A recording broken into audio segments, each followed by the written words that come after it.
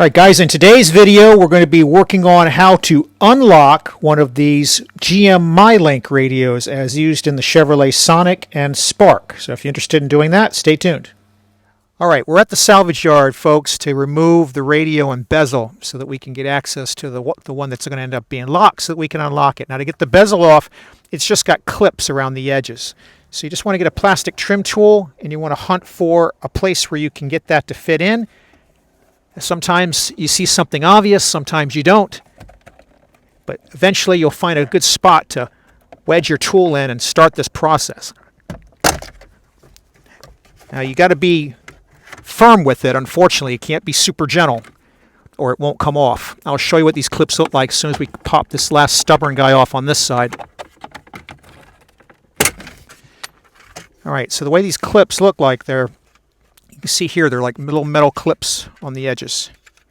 And then there's two kind of alignment type tabs here. Now with this guy off and set aside, the radio is held in by these bolts. There's 4 bolts. We're just going to take a driver, and I think these are 7mm bolts.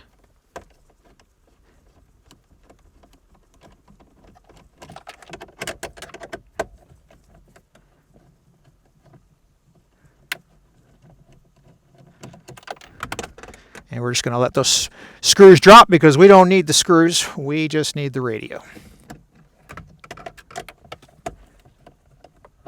Once you get the 4th screw out, then all you got left is to do the harness and antenna disconnects, which are here. Alright, so this guy on this side, see if I can get a better view for the camera.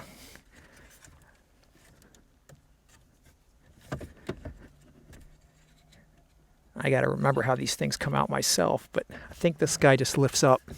Yep. So you just lift up on him, and you get the big one off. This guy here, I think it's just a twist or a push. Let's see. I think it's a squeeze.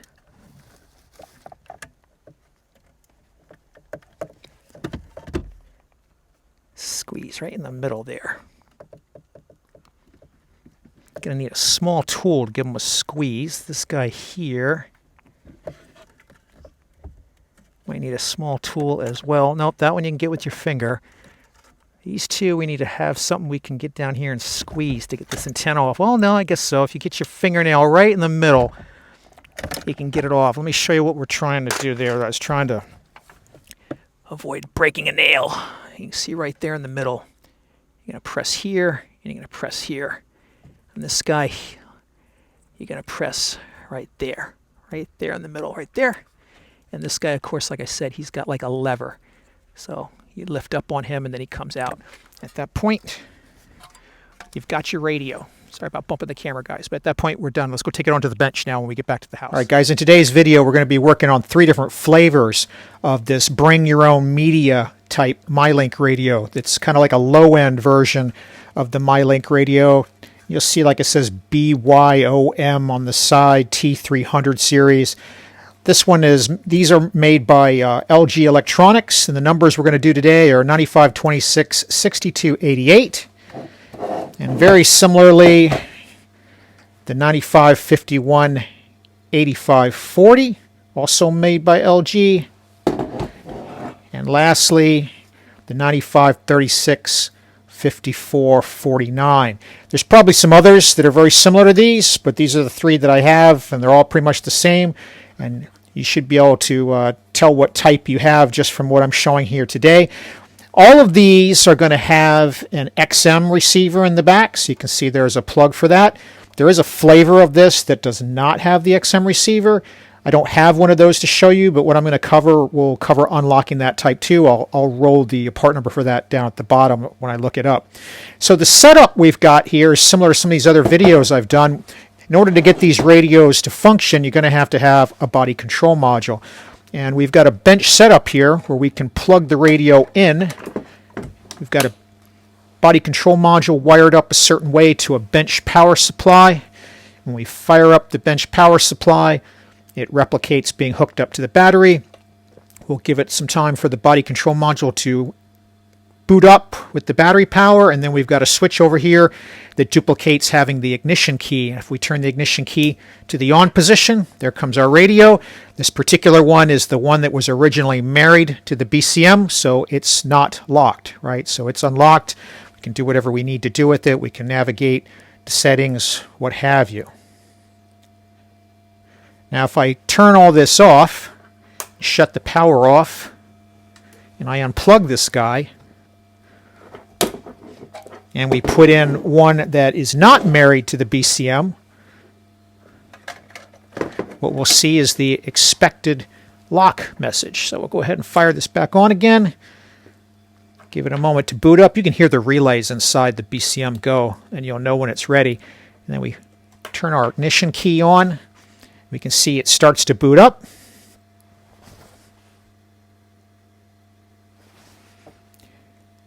Give it a moment here. Once it gets booted up, it'll communicate to the body control module and find out wrong VIN and go into a lock state. So we're going to go inside and attack unlocking this through the EEPROM on the board method.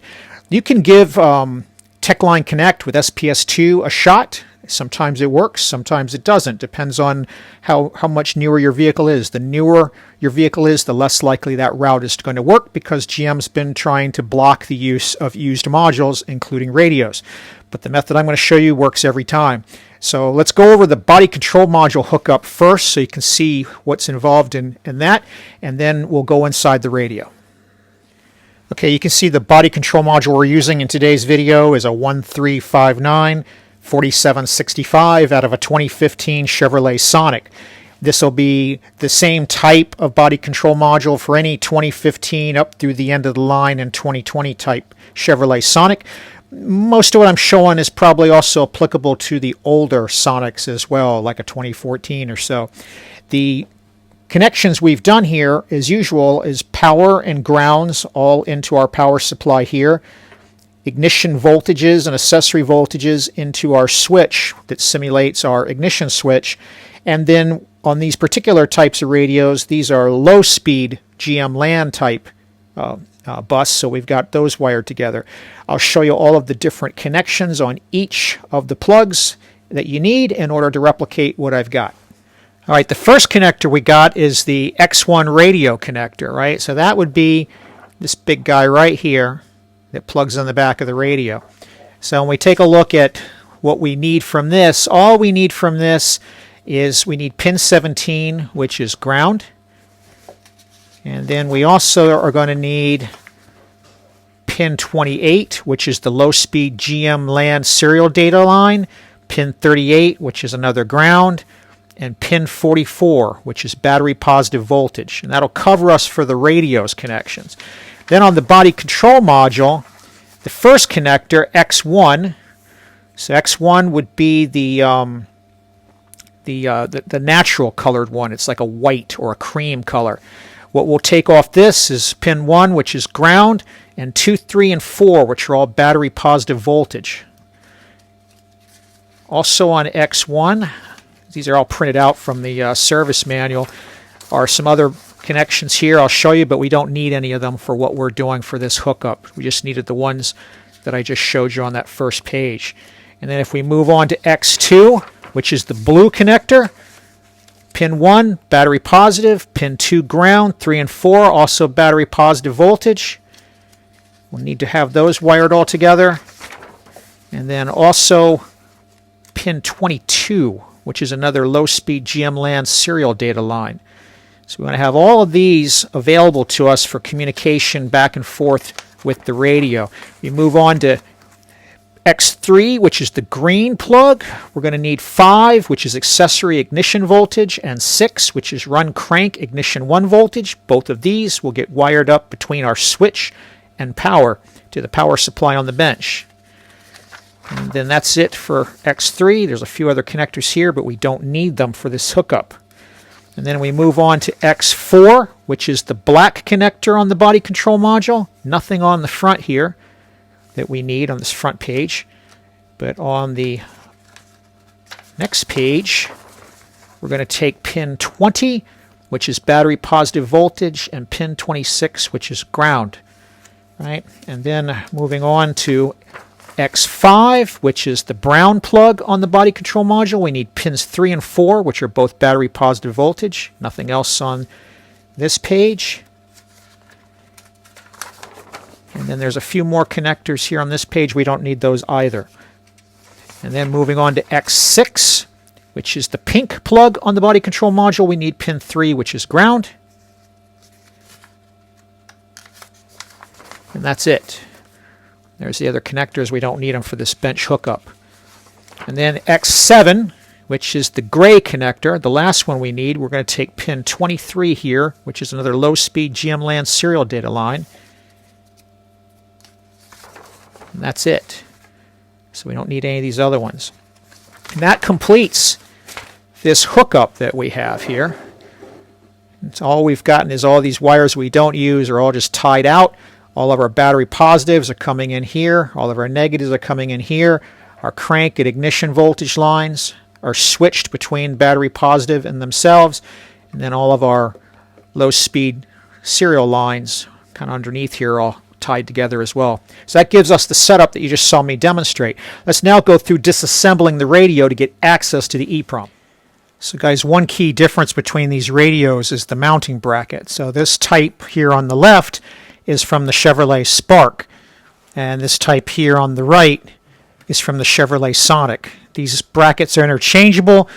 The mounting position of the fasteners is different, but the holes to put them on are the same. You can see, for example, right here is the pre-threaded hole to take the bracket for the Spark, even on this radio part number that's for the Sonic. So that's one difference to take note of to make sure that you've got the right brackets to install the radio into your particular vehicle. Now, as you disassemble these radios, there's one difference that you'll have to take note of. Some have a screw in this little depression area here, like this one here, and some don't, like this one here. In fact, the one we're disassembling doesn't have that. It's not that it's missing, it's just not used on every model. And the significance of this particular screw, and it's unique, I'll take this one out here to show you. It's a very coarse threaded, long type screw, so it's not going to be a problem getting it mixed up with any of the other ones. You see, this guy looks like this. And this guy ends up securing the X1 connector housing on the circuit board to this particular part of the metal chassis. And you won't be able to lift the circuit board off that part of the chassis if you have this type without removing that screw.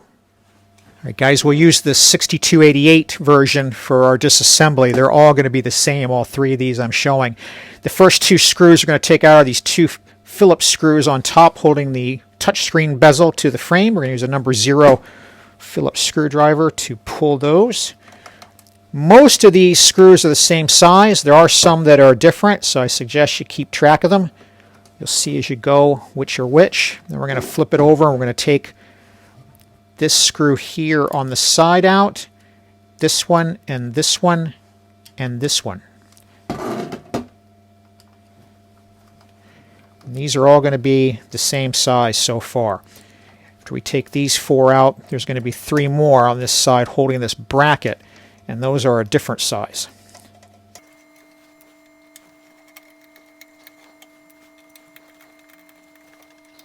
Okay, with those guys out, now we're going to take these 3 out so we can remove this bracket.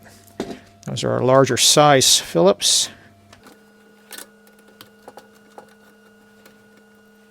And they're also going to have blue thread locker on them.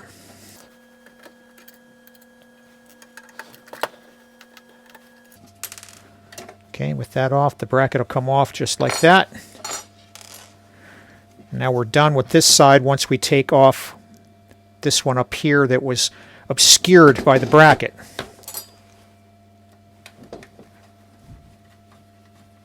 So you ended up taking 5 small ones and 3 large ones off so far.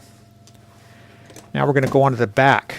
On the back, we're going to do this guy, this guy, this guy, this guy, this guy, this guy, and this guy. Right? So we're going to take 5 off the top and then 2 off the bottom here.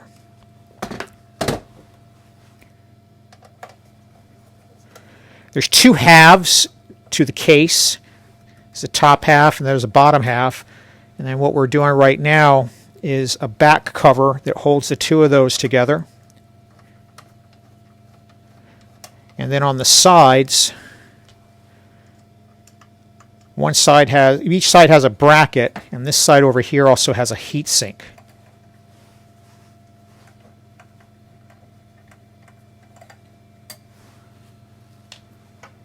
I decided rather than just taking this off and coming back, I'll just leave it on here for you guys to refer to if you need to.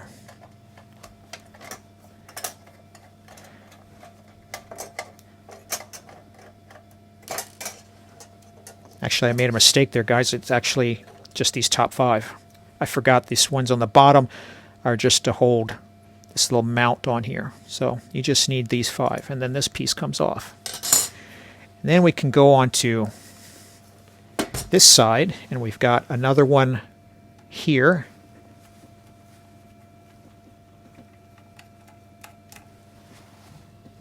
And this is a side where you're going to have some different size ones. Now, we're going to go ahead and take the 3 that hold the bracket off next because they're obscuring several other screws underneath.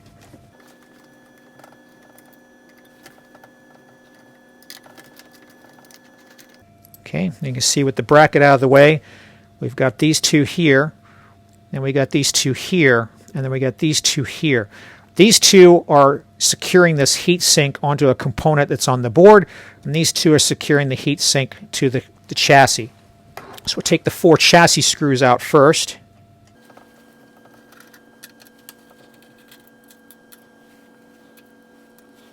And then we'll take the 2 that are securing the heat sink to the component. When you take this last set off, these last pair, be careful because there is going to be thermal paste underneath, and you do not want to get that on your skin, and you do not want to smear it off the component, or you're going to have to replace it to prevent it from burning out. Alright, so we pull this off of here. You can see there's the thermal paste right underneath on this guy. And there's the component that needs to be thermally cooled there.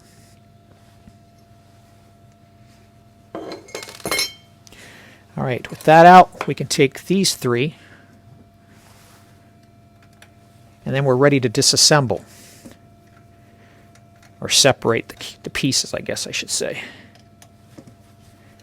Now you might be asking, Rod, do you really have to take all this stuff out? And the answer is yes, you do. Because when you see inside, this board that we need to get access to is buried inside of everything here. But you can see the way these halves fit together, right? So this kind of overlaps this. This one here we're going to take off next. These kind of snap on, but they're held on with a screw as well. Whoops. Whoopsie doopsie. All right. Now we're going to need something that we can prise with, because we're going to want to remove this front bezel. And as we remove this front bezel, there's going to be a couple of ribbon cables that we're going to want to unplug. In fact, I'm going to get a different tool that's a little bit thicker for that. It's going to get a flathead stubby screwdriver for this piece.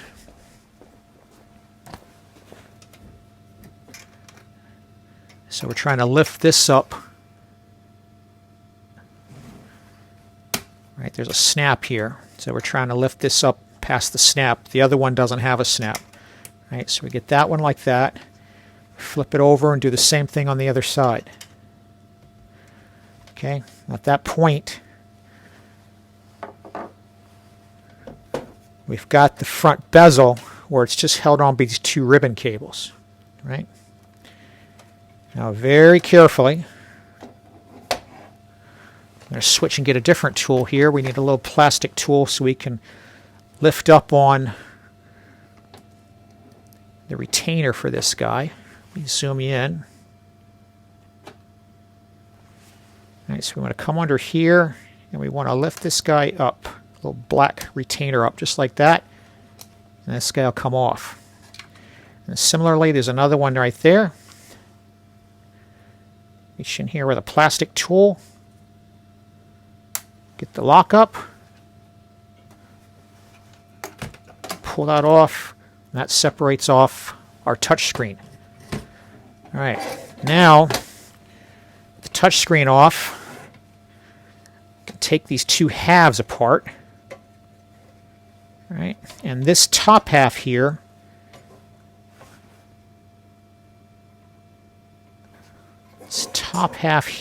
is where the EEPROM is. So we got a couple of more things to separate first. So we're going to pop this guy off, just like we did for the touchscreen. I might be able to just use my finger on that one. There we go. Separate that off, and then unplug this little plug here just by giving it a squeeze. It's off the camera there, but it's got a little guy on the other side. Just give it a squeeze, and this is what we wanted. Almost. Now, if you have one of the radios like the low-end Sparks come with that I mentioned in the beginning that does not have an XM receiver, then you'll already be able to see this EEPROM. But these ones in the Sonic that have XM, as well as the higher-end Sparks, you've got to get this XM device off first. So it's held on with a screw that's right here.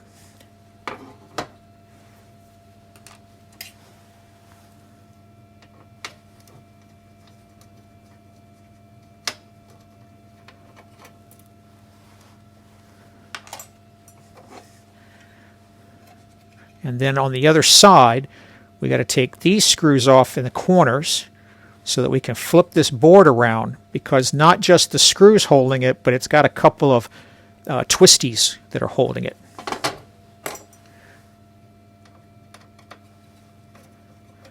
But yeah, it's an involved process, guys. But as you can see, it's not that bad.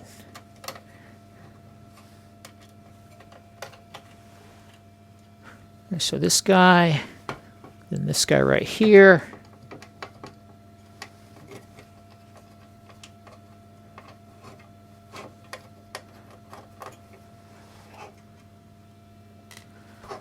Rotate it around.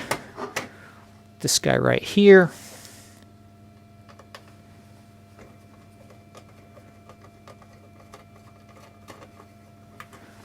And this guy right here.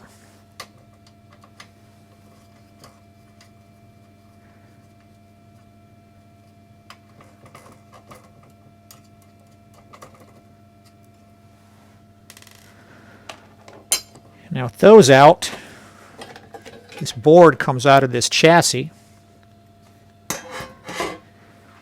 And then you can see on the bottom here, these little twists I was talking about.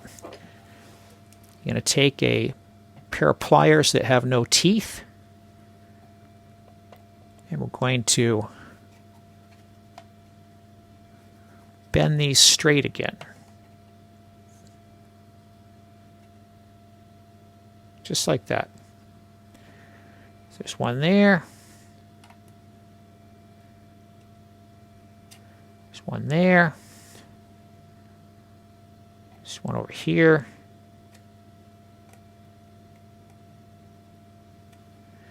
And there's one over here. There's 4 of them.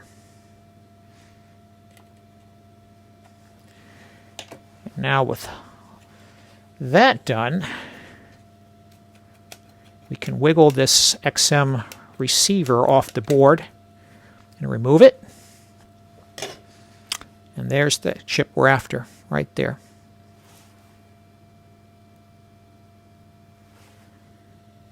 I don't know if we can get zoomed in enough for you to read it on the camera or not. I'll roll the number at the bottom. I believe it's a 24LC256, but I'll have to double check myself. All right, so let's go over and switch over to our programmer, and let's go ahead and give this guy a read. All right, guys, we've got this set up on the bench. I'm going to be using my favorite little CH341a programmer, the Black Edition. I'll link a video up here in the upper corner here, this has been modified for automotive use so that it can do 5 volts read and write, which we'll need for this type of board. And this was a Micron manufactured 24LC 256. Make sure you take note of the dimple in this orientation here where I've got my thumb is the side where pin 1 is, and you want to get your red line for pin 1 on that correct side. I got to try to do this without looking here because we got the camera in the way.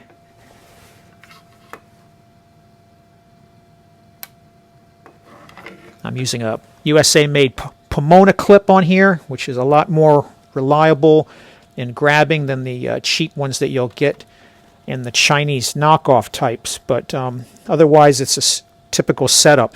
When you put this guy in, since this is a 24XX series EEPROM, make sure you get it in the right side of the ZIF socket, right? There's a side that's meant for 24s, and there's a side that's meant for 25s. And then also, if you're using one of my other modifications to read 93s and 95s, you got to take note to which end you plug that into. I'm over here off camera here, just going ahead and trying to pick the correct chip, and then we'll go ahead and switch over as soon as I get that done here.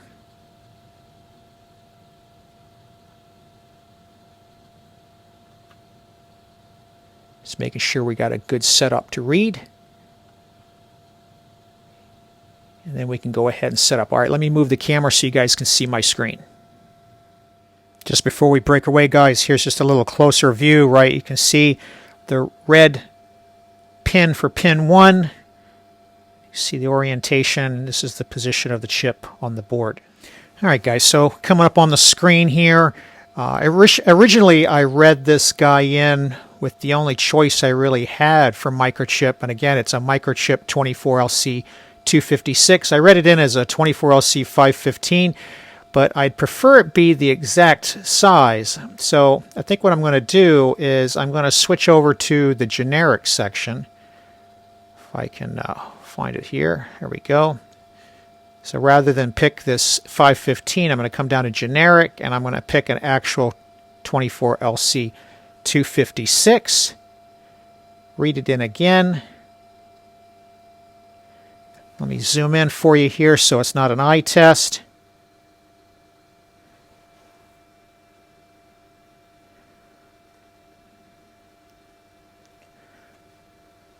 So we can get this guy right there. All right, that's pretty good. So it looks like it's all FFs, right? It looks like it's all Firefox, right? FF all over the place. But that's actually because most of the chip isn't used. And you know you're getting a good read if you get a 5A up here in this case. It won't be the same on every radio, but you'll be seeing something. You can scroll down and find something. These particular radios, my experience is you can read them in circuit. Not every one of these LG radios is like this, but this one is. And we're going to scroll down past all this empty space until we start seeing some data. Now we start to see some data. And what we'll find, starting right here, is the VIN. Now you'll notice that the format for the VIN is they drop the country of assembly from the VIN format. So the first digit, which in a Sonic is typically a 1 for being manufactured in North America, that's not there. So this VIN, full VIN, would have been a 1 followed by G1J C5SH 4D 4150020. It says that this came out of a 2013 Chevrolet Sonic. At least that's the VIN here.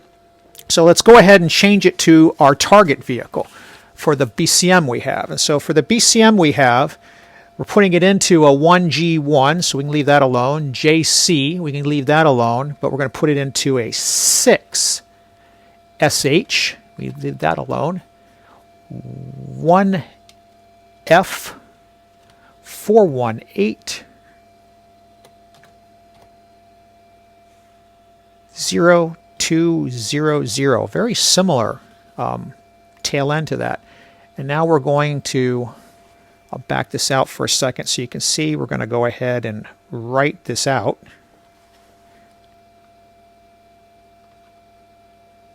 Start programming, yes.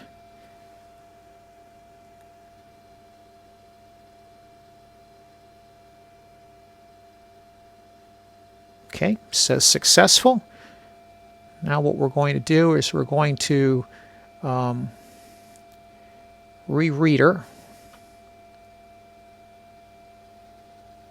And let's see that we get back what we wrote this time.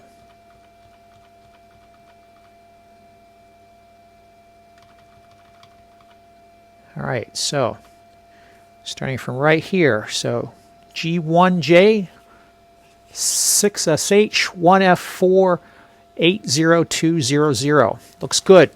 Let's go put it back together and see if it's unlocked. Okay, let's put her back together. So the first thing we'll do is, just to avoid any errors, we'll go ahead and reinstall our XM module, but we will not retwist it yet. Just going to make sure it's seated okay. And then we're going to set this board back in the chassis.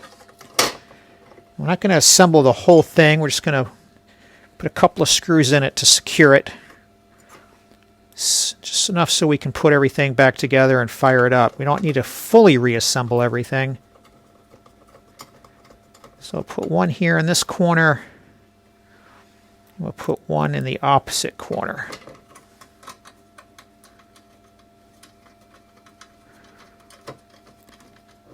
That should be good enough for us to do that. Now we can take the half piece,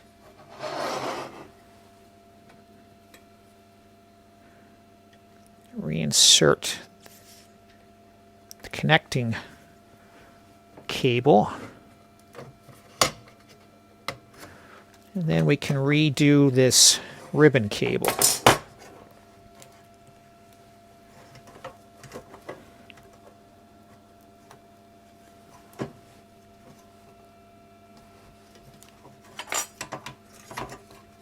You guys would not believe how awkward it is to do this, to make sure that you don't block the camera.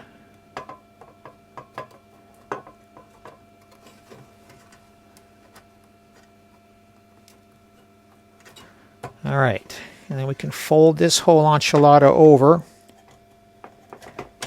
And unfortunately, I touched that thermal paste, which is exactly what I told you guys not to do. So we'll end up having to repair that. I'll show you how to do that later. Let's just get this guy reassembled enough to test him. All right, so that's good enough there. And all we're going to do to kind of keep it from flopping around is we're going to just put one screw on the back corner here, just to kind of keep it from flopping around.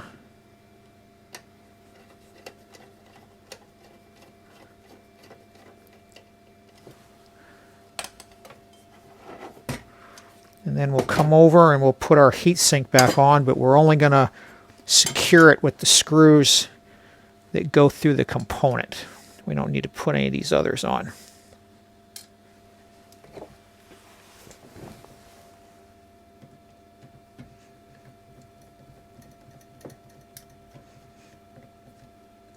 Don't go crazy when you tighten this up either. You could damage the component. Just snug it up. Just the same kind of feel for the torque you found it in. It's just a few inch-pounds. Okay, so now we're going to take our display. So we're going to do the bottom one first.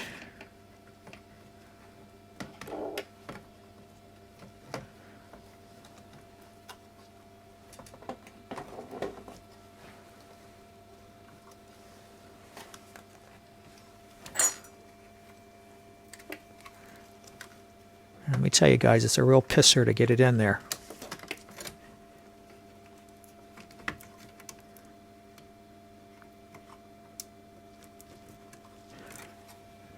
All right, just make sure you push the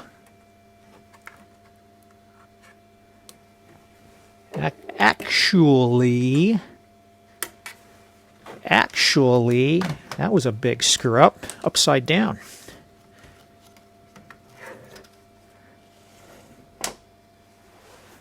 See if I can move you guys back a little bit. There we go.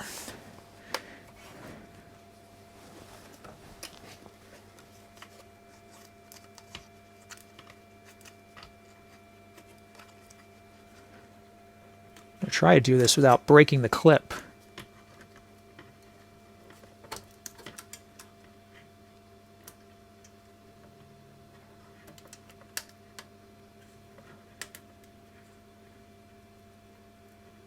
All right, that one's in.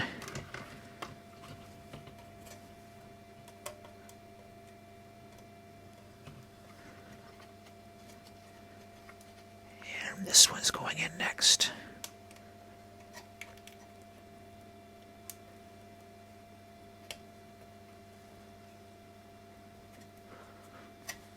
All right.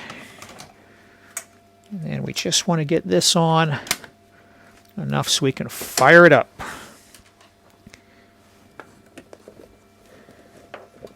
So let's plug it in on the back.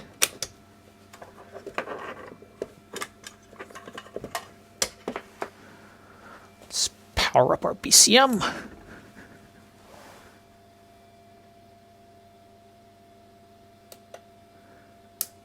right.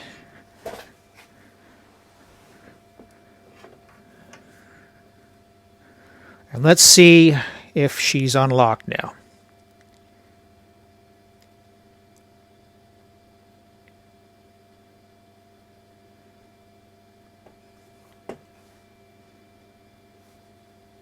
All right, she's unlocked, but we're not getting a response on this. So that tells me we did not seat the ribbon cable properly, right? So I will leave this in here and not edit it out. You guys can see sometimes there's a mistake like that, but let me power everything off, pop it back open, and see which ribbon cable we didn't seat all the way.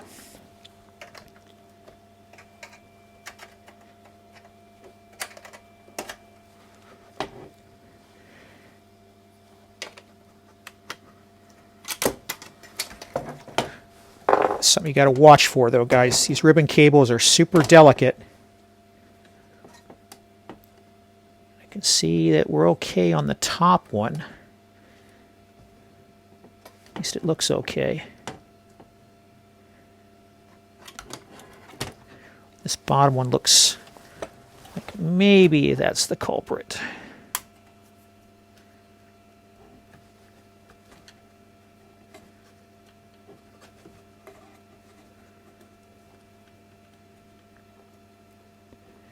Let's see if we can improve that at all.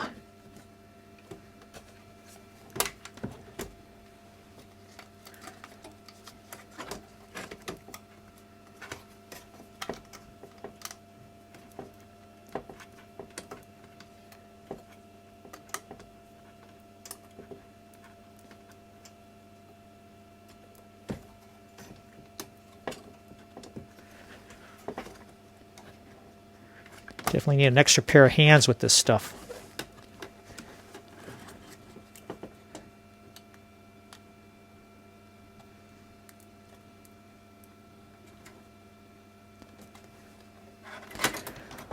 Let's see if that makes it any better.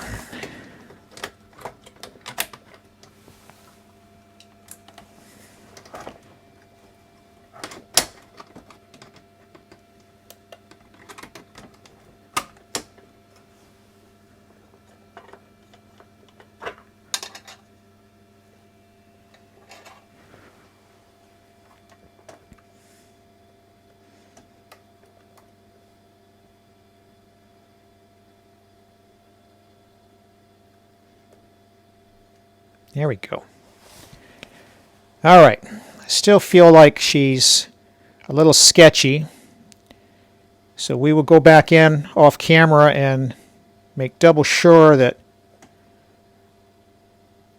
we got those ribbon cables set just right. But as you can see, guys, we've got the radio unlocked. That's all there is to it. Now, what else could you do here? So in this case, I've entered the VIN for the target BCM. I've married these two back up, and so she's not locked anymore. But what if I didn't know the target VIN? So what you could also do is you could write zeros to it. So let me show you that, how we can have it learn a blank VIN. All right, guys, let's go reread our chip. And then let's go down to where the VIN is recorded again. Right there. And so when we talk about zeroing this out, be very careful. We're not talking about changing the G and the 1 and the JC here to a 0, because those are characters. What we're talking about is zeroing out the memory locations. And I'm not talking about putting a 0 value in that location. What we're going to do is we're going to come over here to the 47, which is the ASCII representation of the G, and we're going to start putting FF in these locations. This is what I mean about zeroing it out. And by the way, this last one here, so for example, that 30 is the representation of the character 0, right? So that's what we're talking about here in hexadecimal. We want to put a hexadecimal FF in here, which will end up as a dot, very similar to the 00 ends up as a dot. But we want this FF for this purpose of having this radio look like a brand new one from the GM parts department when the BCM sees it. So we'll go ahead and write this out.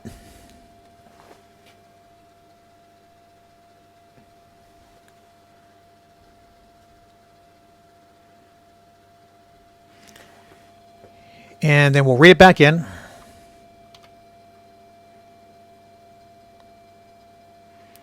And we'll come back down here and we'll verify that this location is all cleared out, right? So from here to here. All right, so we've got that all set. So we're good to go. Now let's go back and reassemble it one more time, and it should still be unlocked, but this time it'll learn the VIN automatically. All right, guys, when doing the final disassembly, since this is probably the last time we're going to want to take this guy apart, or rather put him back together, on the XM receiver piece, make sure that there are no bent pins, right, because that can cause a problem as you put the daughter board back in.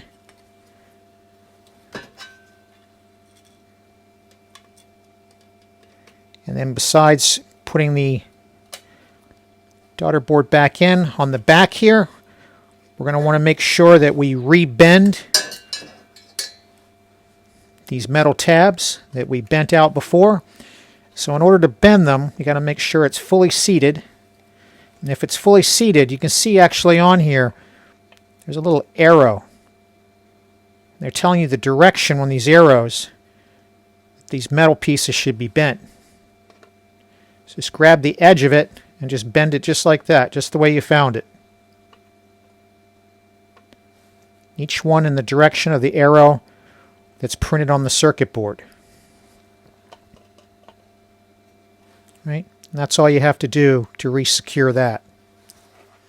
Now, as far as the heat sink compound on the edge here, this is just a kind of white silicone type heat sink. This is not Arctic silver or anything like that. I just got an old Archer tube here I use for these kind of situations. But any kind of white silicone-based heatsink compound will do. Just a little bit will be fine. That's just fine right there. When we put the heatsink on and we torque it down, or we tighten it down rather, it'll smear that on there, and that'll accomplish what we need to repair from what we accidentally touched and smeared off. So it's very important just to restore that. And that's another item that we'll do here as we do the final reassembly. All right, guys, I sped some of this reassembly up. Figured you've already seen it once. Just bringing in right here at the tail end. Just reconnect this touchpad here.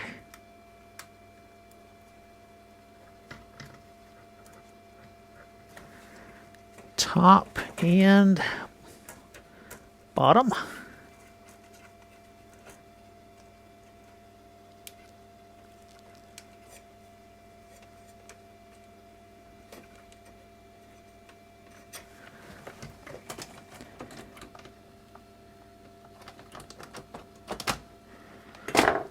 X1 connector reconnected.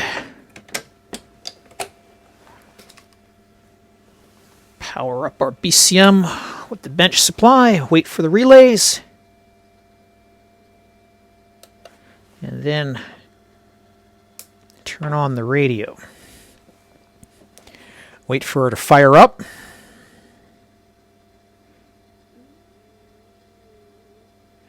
And this time, when she handshakes with the BCM, she'll learn the new VIN automatically. So now we learned our lesson here that we need to power this guy on when it does a relearn event so that it actually shows something. That was something I didn't realize with these radios in the first clip. So we didn't really have a connection problem before. We just had the fact that it kind of goes into this mode the very first time. But she's all unlocked. So now if I put her back on the EEPROM reader, we'll find the VIN has now been rewritten to the chip because it's unlocked now. So that's the two different ways you can do this. If you know what the VIN is, just plug it right in. If you don't know what the VIN is, zero out the location stored for the 16 digits of the 17-digit VIN as a hexadecimal FF, and that'll put it into a virgin mode so that it'll act like a brand new out-of-the-box radio that you bought over the counter. Anyway, I hope this helps you out. If you got questions or comments below about the procedure, go ahead and leave them below. You can use any kind of EEPROM programmer that's capable of reading and writing a 5-volt automotive version of the 24LC256 EEPROM. It's the same EEPROM in all three of these radios I showed at the beginning, as well as the one I didn't have here that I mentioned that doesn't have the XM on it. If you found this video useful and it saved you some time or money getting your radio unlocked, I'd really appreciate it. Hit that like button, pay it forward, and as always, thanks for watching.